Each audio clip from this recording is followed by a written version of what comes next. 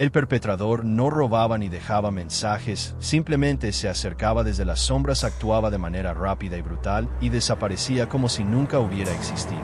El arma que utilizaba era un subfusil M3, un arma militar de gran potencia que no era nada común entre los delincuentes habituales de aquella época. Esto planteó de inmediato una gran interrogante para los investigadores sobre la verdadera identidad del asesino, si era alguien con entrenamiento militar o un exespía experimentado. Cada escena del crimen era una pesadilla para la policía debido a la frialdad espeluznante con la que disponía los cuerpos. No solo mataba, sino que parecía estar llevando a cabo algún tipo de ritual extraño que estremeció a la opinión pública de la época. El nombre del psicópata comenzó a aparecer en los periódicos y se convirtió en una obsesión aterradora para todas las familias.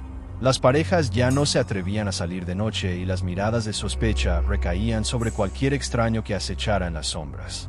La policía de Costa Rica, que nunca se había enfrentado a un asesino serial tan calculador y profesional, cayó en un estado de extrema confusión. Se intensificaron las patrullas y se establecieron toques de queda no oficiales, pero el monstruo seguía siendo un fantasma oculto ante las narices de las autoridades. Sabía elegir el momento, sabía elegir el lugar y, lo más importante, sabía cómo hacer que toda una nación temblara ante cada uno de sus pasos. A medida que la lista de víctimas crecía con cada ciclo lunar, la presión sobre los hombros de los investigadores hacía que el ambiente en la oficina de investigación fuera más asfixiante que nunca. Las hipótesis empezaron a surgir como hongos, pero cada una de ellas conducía a un callejón sin salida lleno de frustración. Una de las teorías más controvertidas fue que el asesino podría ser un militar o un exmiembro de las Fuerzas Especiales de Nicaragua, un país vecino que atravesaba un periodo de inestabilidad política en aquel entonces. Su manejo experto del subfusil M3, sus movimientos silenciosos por terrenos difíciles y su capacidad para retirarse sin dejar rastro reforzaron la creencia de que no se trataba de actos espontáneos de un loco común, sino del resultado de un entrenamiento profesional. La policía realizó miles de interrogatorios, revisando los antecedentes de todas las personas con historial de violencia o habilidades en el uso de armas militares. Entre la multitud de sospechosos, el nombre de un exespía que había operado en las zonas fronterizas llamó la atención de las autoridades. Este hombre poseía una frialdad y características antropométricas que coincidían con las escasas descripciones de quienes tuvieron la suerte de sobrevivir a ataques fallidos. Sin embargo, cada vez que los investigadores sentían que tenían acorralado al malhechor, descubrían coartadas perfectas que resultaban difíciles de creer. Este fracaso hizo que la opinión pública comenzara a dudar de la capacidad del gobierno y dio lugar a rumores sobre encubrimientos por parte de fuerzas oscuras. Aún más aterrador, otra teoría comenzó a circular en las sombras sugiriendo que el perpetrador era en realidad un miembro de alto rango de la policía o del ejército costarricense. Esto explicaría por qué siempre iba un paso por delante de las redadas y parecía conocer todos los planes de patrullaje secretos. La población empezó a vivir en una desconfianza mutua, e incluso quienes debían proteger la ley se convirtieron en objeto de escrutinio. Los detectives tuvieron que investigar secretamente a sus propios colegas, creando una división y tensión extrema dentro de las fuerzas del orden.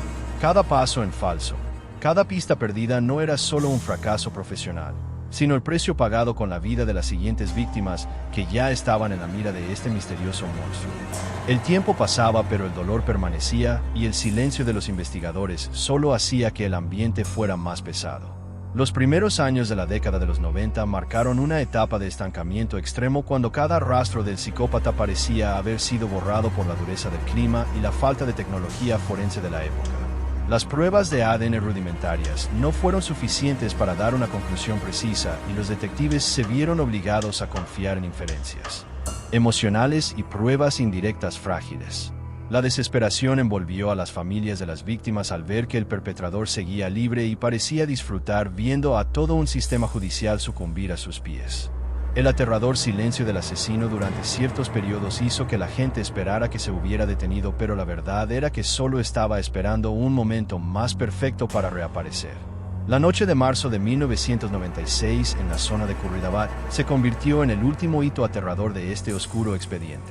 Las víctimas esta vez fueron dos mujeres jóvenes atacadas brutalmente con el mismo método antiguo, pero con una rabia que parecía haber estado reprimida durante mucho tiempo. La escena del crimen dejó una obsesión profunda debido a los extraños detalles de la disposición de los cuerpos que hicieron temblar incluso a los investigadores más experimentados. Esto no fue solo un asesinato, sino un último mensaje arrogante de un monstruo a punto de entrar en las sombras permanentes.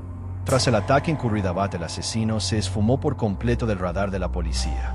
No más disparos a altas horas de la noche, ni más escenas montadas, ni rastro alguno de aquel fatídico subfusil M3. Esta desaparición repentina generó una serie de preguntas sin respuesta sobre si había muerto o si había sido encarcelado por otro delito bajo una identidad diferente o simplemente si se había retirado voluntariamente tras saciar su sed de sangre.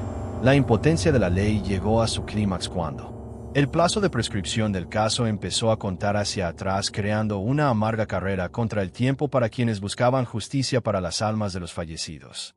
El año 2011 cerró la última puerta de la justicia cuando prescribió oficialmente el plazo para procesar los delitos relacionados con el psicópata.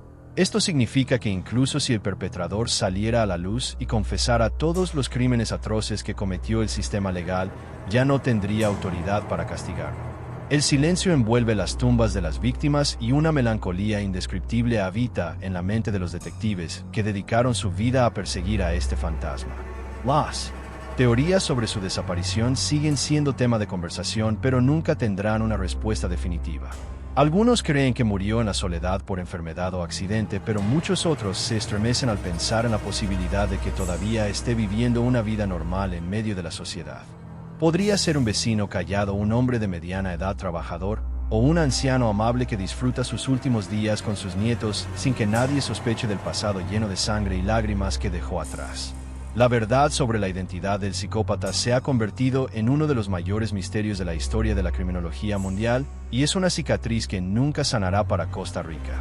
Los expedientes se empolvan gradualmente en los archivos, pero su historia sigue siendo un recordatorio costoso de la existencia del mal puro escondido en las sombras de la vida cotidiana.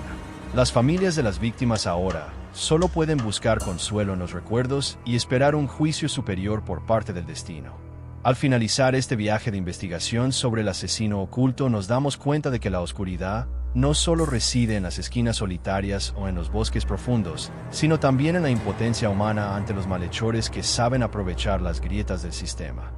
El psicópata venció a la ley humana, pero siempre estará prisionero en el juicio de la historia y en el resentimiento del público. Su historia termina aquí, pero abre una advertencia para todos nosotros de que a veces los monstruos más temibles no son los de los cuentos de hadas, sino aquellos que nos observan silenciosamente desde detrás de las ventanas cerradas. Aunque las huellas del perpetrador se detuvieron hace mucho tiempo, el fantasma del psicópata continúa acechando la mente de muchas generaciones de costarricenses como un recordatorio de una época oscura e inolvidable. Su desaparición no trajo una sensación de alivio, sino que por el contrario creó una inquietud permanente porque el mal nunca tuvo que inclinarse ante la justicia. Los viejos detectives ahora retirados todavía suelen sentarse ante tazas de café amargo revisando las páginas amarillentas de los expedientes con un arrepentimiento incesante por las pistas que se perdieron por un pelo. Se preguntan si alguna vez se enfrentaron a él en algún interrogatorio sin saberlo o si el asesino está sonriendo triunfante al leer las noticias sobre el fracaso de las autoridades. El miedo ha calado hondo en la cultura urbana del lugar, convirtiendo la historia del psicópata en una leyenda urbana aterradora utilizada para advertir a los jóvenes sobre los peligros que acechan en la noche. Las zonas donde alguna vez cometió sus crímenes han cambiado mucho, pero el aire frío parece todavía flotar en algún lugar bajo los viejos árboles o junto a las aceras silenciosas. La gente todavía se cuenta historias sobre figuras misteriosas que aparecen en las noches de lluvia con abrigos largos y miradas sin alma que hacen que cualquiera que las encuentre por casualidad sienta un escalofrío. Este misterio sin respuesta ha transformado a un asesino serial en un símbolo del mal sobrenatural, una especie de poder oscuro que puede desafiar todos los límites humanos. Cerramos este expediente no porque hayamos encontrado la verdad, sino porque la verdad eligió quedarse en las sombras permanentes junto a quien la creó. Pero a través de esto aprendemos que la justicia a veces no solo reside en la sentencia sobre el papel, sino en el hecho de que nunca olvidamos a las víctimas y siempre mantenemos la vigilancia ante el mal. El canal Crímenes en la Oscuridad desea rendir homenaje a las almas fallecidas y espera que algún día de una forma u otra la verdad sea expuesta bajo la luz del sol.